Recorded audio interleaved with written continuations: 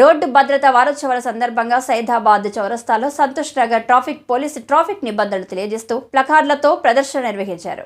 తప్పనిసరిగా హెల్మెట్ పెట్టుకుని బైక్లు నడపాలని, కార్ డ్రైవర్లు సీట్ బెల్ట్ ధరించాలని, మద్యం తాగి ఎట్టి పరిస్థితుల్లో వాహనాలు నడపకూడదని తెలిపారు.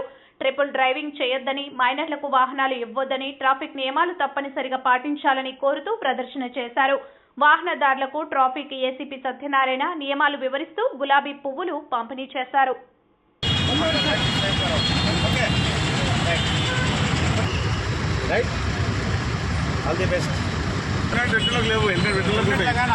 ओके आप लाइफ को सेव करना है जाओ इधर देखो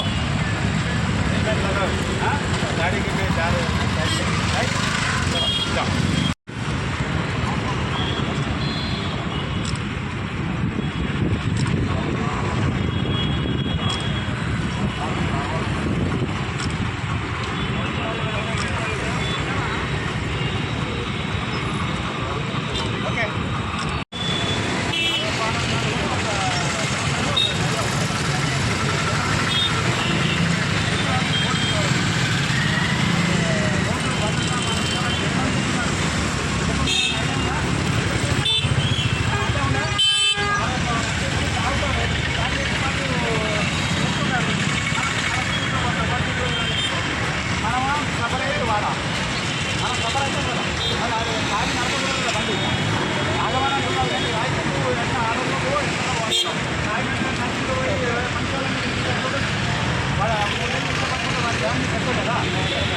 అది రోడ్లు బస్సులు ఈ ఆటోలు ఇవన్నీ కొన్ని ఇరెగ్యులర్గా ఉన్నాయన్నమాట. వాటిని సర్వే చేయడానికి వాటిని అవేర్నెస్ ఇస్తారు. వాటిని కొట్టి కాలాన్ని రాస్తే వాళ్ళు మారట్లేదు.